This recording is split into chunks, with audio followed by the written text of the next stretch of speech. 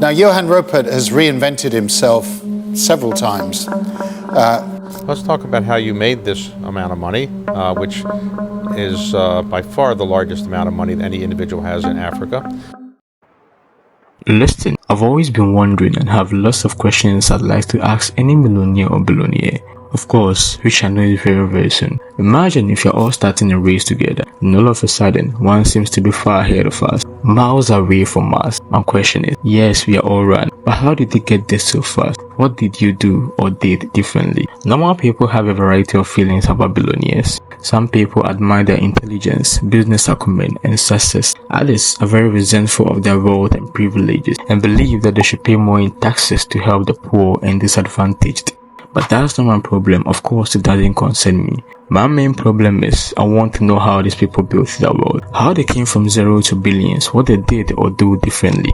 I spent multiple hours going through documents and videos trying to find the point where it all started, the road to all their massive wealth. I sat down to compare two great African billionaires, a South African billionaire Johann Rupert and a Nigerian billionaire Mr. Aliko Dangote. One thing I've always noted, the journey from obscurity to prosperity often begins with a single individual or a generation whose efforts lay the foundation for the future success. Like a ripple effect, a single individual's action, be they entrepreneurial brilliance or a visionary leadership, can catalyze a chain reaction that transcends time and space. When passed down with care and wisdom to the next generation, these initial sparks of success can ignite a flame that illuminates the path to greater achievement, creating a dynasty of wealth and significance. Please hit the subscribe button. Don't forget to hit the like button.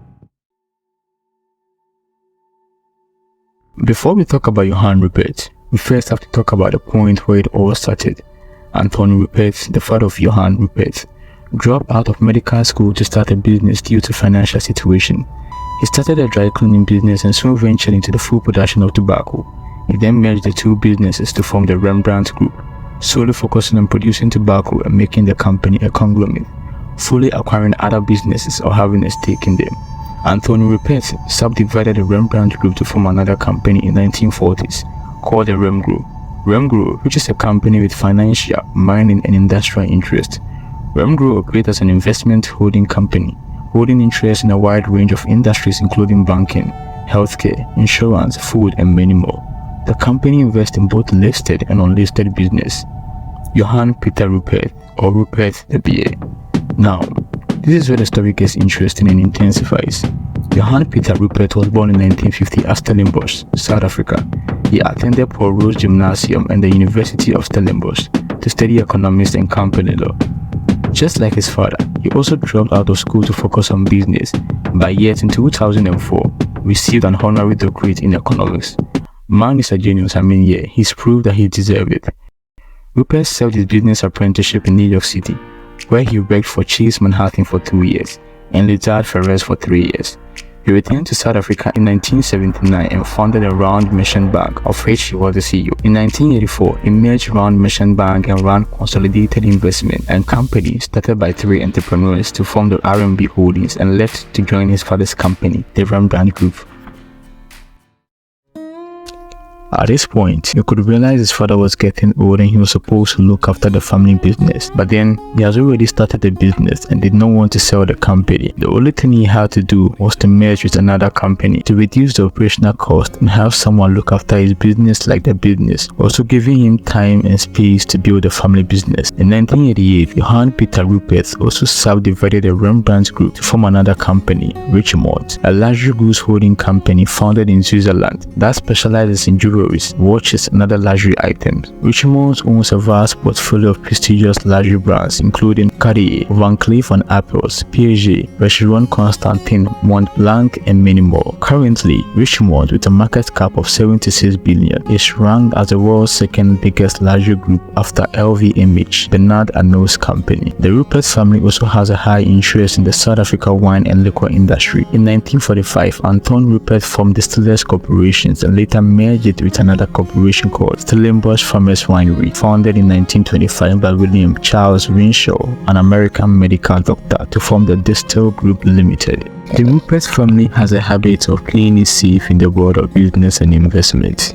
They are very wise not to put all their eggs in one basket. I'm sure they might be asking themselves, what if it falls? It's very obvious. They might even pass by a company and not realize to own or have a stake in the company. This family wants to invest in everything. Think of anything and they have invested in it. The family also has the trait of merging businesses together. Once they start and grow a company to a certain level, they then merge it with a different company that they think would be a threat to them in the near future, and most especially to reduce risks and not overly depend on one market or industry. A typical example is Richmond and Rothmans International in 2006, an unusual pairing, a luxury company and a tobacco company.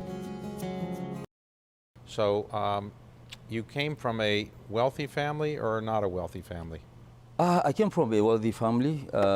For nearly 13 years now, Mr. Aliko Dangote has remained as Africa's richest man, yet to be beaten. From 3 generations down, the family has built and successfully transferred wealth from one generation to the other. From his mother's side, his mother, Maria Sanusi Dantata, was the daughter of one of the richest and successful businessmen in West Africa, Sanusi Dantata, who also was the son of where everything began from, the point where it all started, Alhaji Alhassan Dantata. Now, this is where the story gets interesting. There was wealth in the family back then. The family traded in kola nut and groundnut, but there was a break here. Abdullahi, who was the son of Babata Latin and also the father to Alhaji Alhassan Dantata, after his death, the family's world became blurry and young Dantata had to build everything himself from scratch.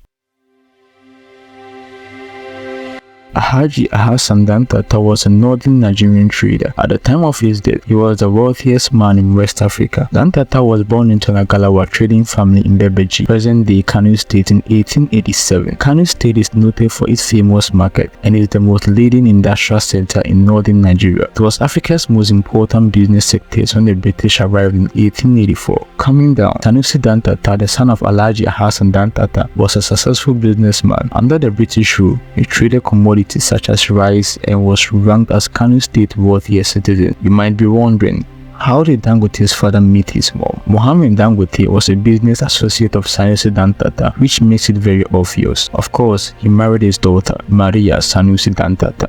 On April 10, 1957, young Dangote was born, but sadly, at the age of 8, he lost his father, Mohammed Dangote, and his grandfather, Sanusi Dantata, insisted on raising him by himself. Now, this is a scenario where we can chip in the saying, everything happens for a reason, cause young Dangote was destined to be a billionaire and he just needed a good environment, and Sanusi Dantata instilled in him the business mindset. Dangote further schooled in Egypt, where he studied business administration. He returned to Nigeria, took a loan of 5,000 naira from his grandfather, equivalent to $5,000 in 1977. I don't want to convert it to the current currency rate. It's a lot. Don't ask me what happened to the Nigerian economy. It's a long story on its own. He asked for permission from his grandfather to move to Lagos and hustle. Though Dangote came from a wealthy family, but this was the point where he chose to build his own wealth, independent of the Dantata family. His first business was when he imported soft commodities at wholesale price from Europe, rice from Thailand and sugar from Brazil.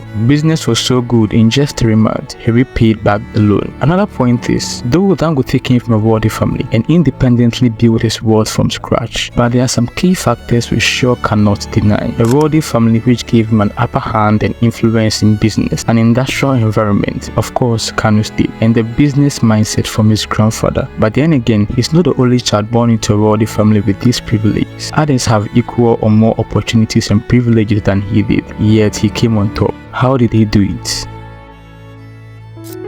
Do you remember this poem, The Road Not Taken by Robert Frost? A part of it that goes like this: 2 roads diverge into a wood and I took the one less traveled by, and that has made all the difference. In 1977, when there was an oil boom in Nigeria and almost everyone was jumping into the moving train, rushing into the oil industry, Dangote took a different path, the path where almost everyone forgot about. He could have easily ventured into the oil industry right away and dragged himself to the top using the family's name and wealth, but then again he said that could have tainted the family's image. Of course, yeah, it's so true. Spans a lot of different sectors: cement, flour, salt. Yes. Let me just ask you this: why commodities in a country like Nigeria, where oil is king? Why not get into the oil business right away?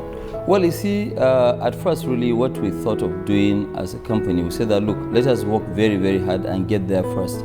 You know, because if we had followed that trend of dealing in oil, would have actually tainted our name, that name, because yes, the household name, because people will always think that, look, you have made this much money because you did a lot of unethical deals in oil industry, because you know the story of the oil industry. So we actually kept out of oil at all and just concentrated on food items. Now, he needed to find a path that would take him around and still bring him into the industry. He reinvested all the profit he had made earlier on from his initial business into the business again, this time around doubling his effort and maximizing his profit. He imported more soft commodities and soon realized there was more money to be made from the production or manufacturing of these commodities than acting as a middleman. In 1981, he founded and started the production of Dangote cement and soon began the full-scale production of most of the commodities he had been importing earlier on. However, the most important part, on 22nd of May 2023 in Lekki, of course, Nigeria, the Dangote oil refinery was inaugurated. You see, there is more money to be made in the refining of oil than the drilling of it. Drilling of oil can sometimes be a lack. You can literally drill a hole and not find anything, just an expensive hole. But with the advancement in tech, the risk has reduced. I'll be working on the next episode, part 2 of it.